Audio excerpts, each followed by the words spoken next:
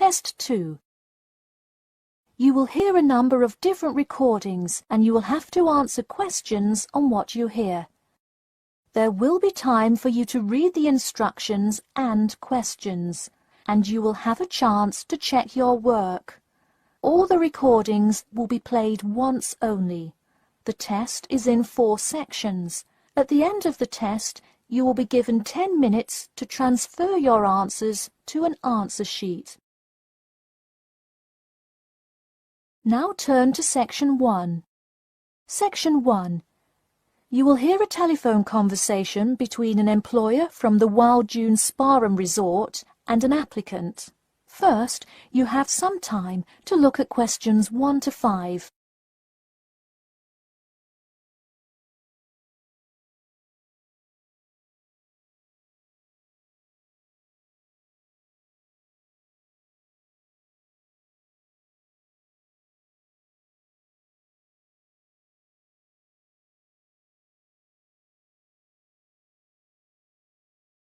Now we shall begin. You should answer the questions as you listen, because you will not hear the recording a second time. Listen carefully and answer questions 1 to 5. Hello, is this John Murphy? Hi. Yes, it is.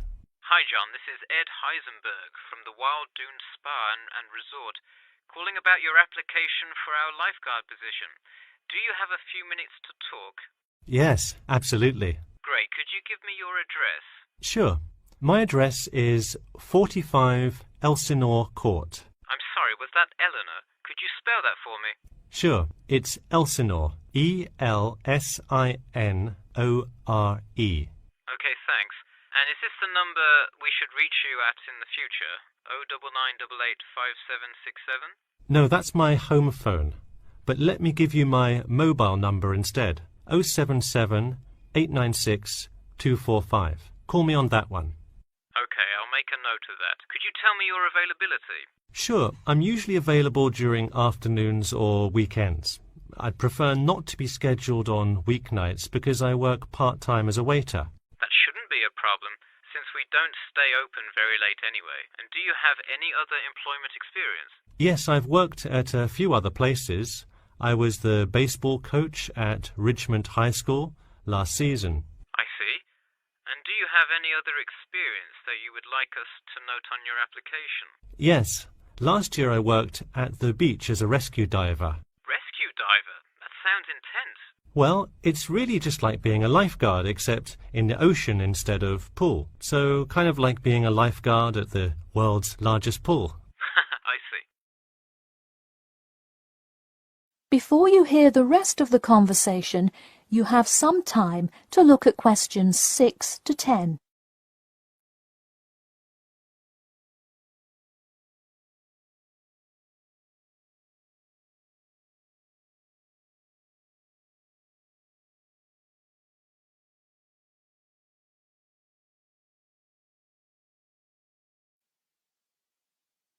Now listen and answer questions 6 to 10.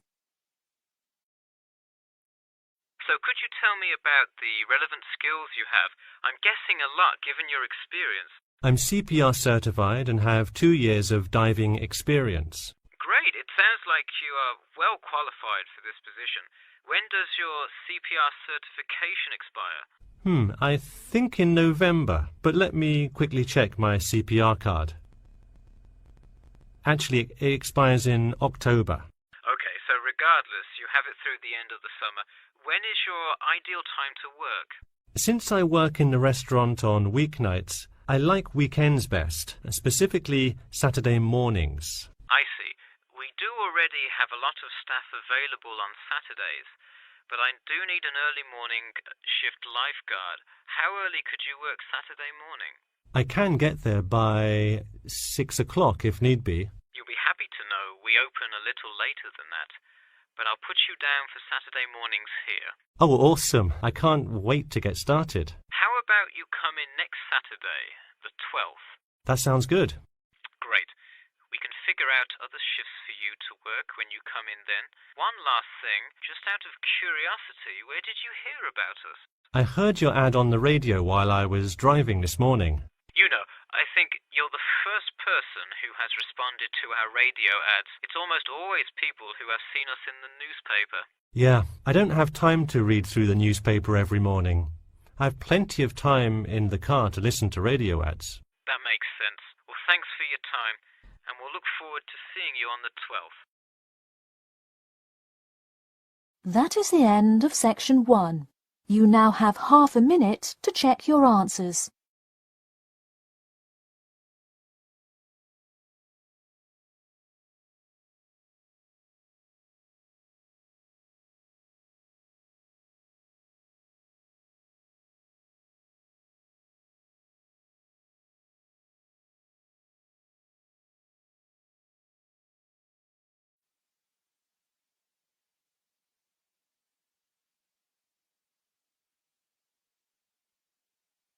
Now turn to section 2. Section 2. You'll hear part of a free class about safety around campus. First, you have some time to look at questions 11 to 14.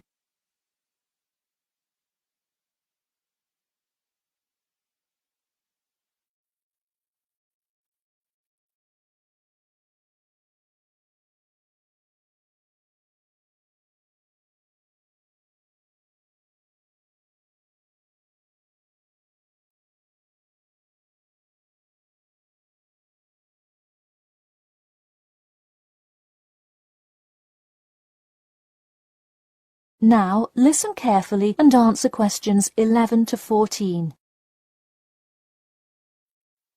Good evening. I'm Geoffrey Miller from the University of Nottingham Student Union, and in this week's free class, Carlos Garcia is going to tell us about safety around campus. Over to you, Carlos. Thank you, Geoffrey, and thank you all for your attendance today. Also, I'd like to thank the Student Union here at the university for organising this lecture. Well, I've been serving and protecting the city of Nottingham for over 20 years now as a member of the police department. Does anyone know what type of crime is the most prevalent on campus? I heard someone say drugs and alcohol. That actually isn't too much of an issue. Violence? Nope. Actually, the biggest thing we worry about here is theft. The nature of crime on Nottingham's campus is quite different from that of the surrounding areas. Crime rates across the East Midlands are very difficult to control. We'd like to see the rate stay the same for this calendar year, but it has been increasing steadily over the past 3 years. On campus, however, I'm happy to say that the overall crime rate has fallen this year. You wouldn't think so if you've seen the extremely exaggerated stories in the media. The media has done nothing but cause more concern about crime in our area.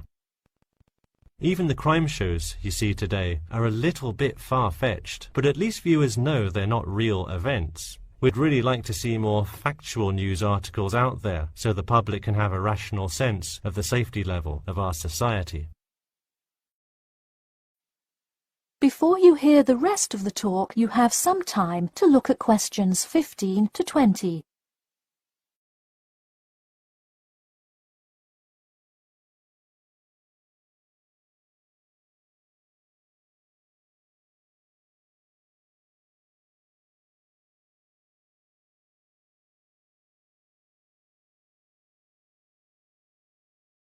Now listen and answer questions 15 to 20. Okay, let's move on to what to do when you see a crime. Do not get involved if at all possible, and do not draw too much attention to yourself by running away in a conspicuous manner.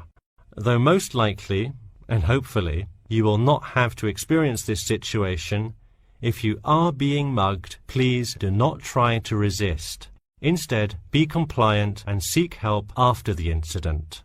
Like I said, though, it is highly unlikely that you will find yourself amidst a crime, but it is important to be prepared should it ever happen. We find that educating students and staff on the correct precautions to take is the best way to increase your safety. Just remember to be smart when you're out late at night and avoid any area or person that looks suspicious. I know it sounds obvious, but I cannot stress this enough.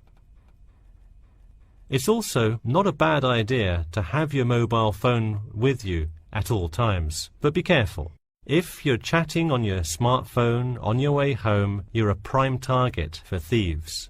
I'd like to see a show of hands. How many people have left work or the library after 10 p.m. to go home before? A lot of you, right? If you do have to go home late at night, please don't walk home alone. More often than not, there's someone there that will be walking the same direction as you at some point. Walk home with a friend or co-worker. Even if you must use your phone to call someone that's nearby to walk with you, it's always safer to walk home with someone. So when you're walking home, you may feel more comfortable with some sort of self-defense, such as pepper spray. Now, it's your call whether you want to carry something like this or not. However, I absolutely advise against carrying a knife or any other offensive weapon.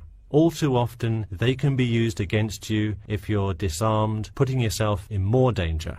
For all those interested, the Recreation Centre offers a free self-defense class to all students every Thursday evening. While obviously an introductory self-defense class may not equip you to fight off villains like a regular superhero, it does come in handy sometimes. After taking a self-defense class, you'll surely be more aware of possible dangers and how to deal with them. So hopefully now you have a more complete understanding of the nature of crimes committed on your campus and how to avoid being a victim. I know most students at the University of Nottingham are not the criminal types, but remember that there is no barrier like a wall or something keeping non-students out. There's no army force securing the borders, and I doubt anyone wants it that way. The campus is generally a safe place, but it's not immune to small crimes once in a while. All right, that's all I have to say for today. Stay safe. That is the end of section 2. You now have half a minute to check your answers.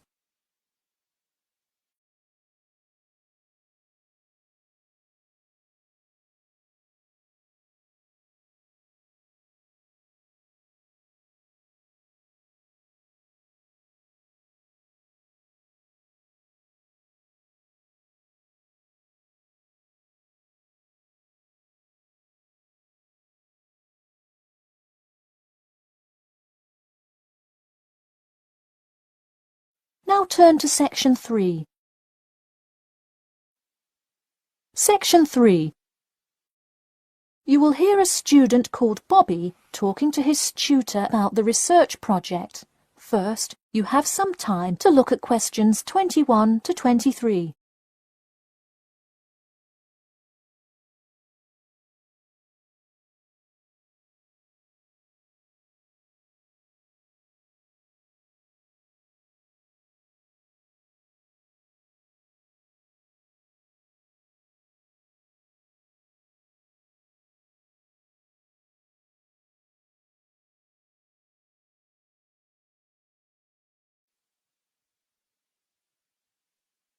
Now listen carefully and answer questions 21 to 23. Hi Bobby, go ahead and sit down. Tell me about your research project. Well, I decided to research football and keys for success on a football team. That sounds great. What are the guidelines for the test? Did the teacher talk to you about it in class? No, everything is on a handout that was passed out. It says that the first draft is due at the end of next week and the second and third are due later on in the month. I don't understand why we have to keep revising and fixing it. Is this assignment really that important? Well, this project is a major requirement for passing 11th grade English and will go on your permanent record. Oh, really? Does that mean it will affect what English level I am placed in next year? Well, not exactly. You need a good grade to move on, but it is your overall grade and teacher recommendation that determines what level of English you are placed in next year. Anyway, tell me about your topic choice. Do you play football? Well, actually, it's because my father loves the sport. He watches it every weekend.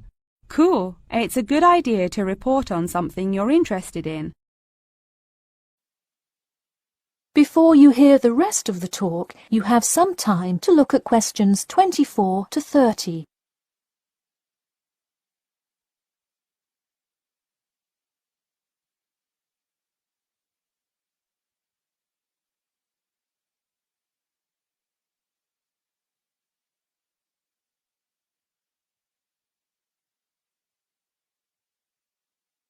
Now, listen carefully and answer questions 24 to 30.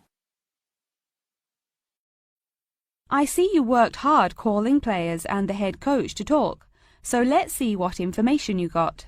Well, you have to listen carefully to the first call on the recording. It's really hard to hear because the background noise is louder than the person's voice. Yes, it is a bit tough to discern. I'm afraid the player's answer is too short as well. You will have to interview him again and try to get him to give a better answer. Okay, I thought that might happen. I will call him again tomorrow. Moving on, let's look back at this question. You asked, "Tell me about a time when you learned a major life lesson through playing football and explain how that has shaped the person and player you have become now, and how you hope to pass on that lesson."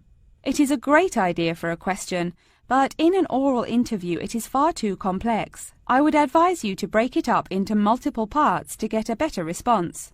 I guess you're right. I wouldn't want to have to provide an answer to a question like that. I will simplify it. I found that when I asked players this question, it took too much time because they were struggling to answer the question completely. In fact, this is the question Joe Billings was answering when the tape ran out. He did tend to ramble on all the questions, didn't he? He sure did. I would recommend that when you go back and interview players again, that you use a more sophisticated recording device. This recording is spotty, which indicates that the equipment wasn't working consistently. Okay, I guess it probably wasn't the best idea to use the sound recorder on my phone. Hey, could you give me some feedback on the content of the report itself? Sure. Let's start by focusing on your topic. While I like that you chose to cover football, it seems inexplicit. The keys for success of a player and team is quite an interesting topic, but what is your thesis? That is to say, what conclusions can you draw from your research? I would suggest coming up with a strong thesis statement and then shaping your report based on that. Is it really too vague? I put a whole lot of facts into it. I list the top 10 goal scorers in football history and later on provide statistics for a few of the most famous coaches and their records as coaches. I think that's great that you included these facts, but I think you focus too much on the facts and not enough on connecting these facts to make your point. Ah, I see. Okay. So it looks like I have quite a bit of work to do before the deadline. That is the end of section 3. You now have half a minute to check your answers.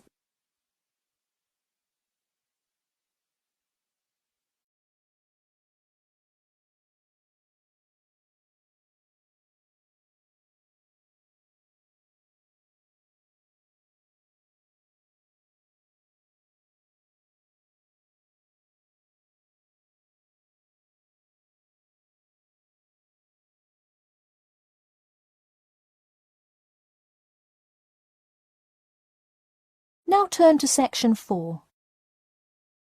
Section 4. You will hear part of a lecture about how to give a quality speech. First, you have some time to look at questions 31 to 40.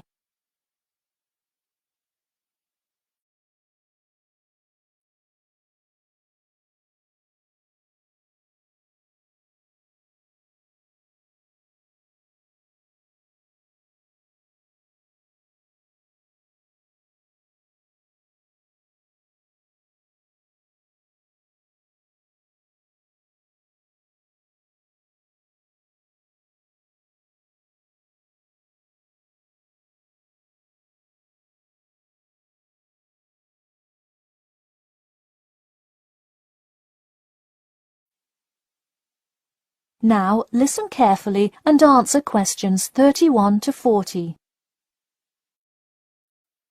Good morning. Today I am going to cover the daunting task of giving a quality speech, a thought that makes most of us cringe. In fact, 90% of all people feel nervous about public speaking, about 10% of whom are described as genuinely terrified. Hopefully, when we are finished here today, you all will be in the 10% of the population who do not feel nervous at all. Did you know that lecturers tend to get more nervous if the speech they are giving is an important one? It makes sense, right? You probably wouldn't be nearly as nervous to address your residence hall about the proper use of the recycle and compost bins as you might be if you were asked to give the graduation speech to your entire 5,000 student class. So what is it that makes some people completely comfortable in front of crowds? Some people think that the ability to give a good speech is a gift that others are simply born with. This is almost never the case. Public speaking can be learned with practice. The first most important thing you can do to improve your confidence in delivering a speech is to prepare a quality speech. Honestly, while the content of your speech is relatively important, the audience will really only remember the last sentence you say. It is a good idea to structure the rest of your speech to lead up to this last point to really drive your message home. This is a good way to ensure that your speech is well organized.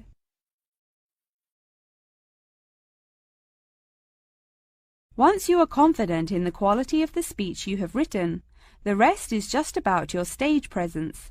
Let's go through some do's and don'ts of public speaking. First, you want to command the attention of the room.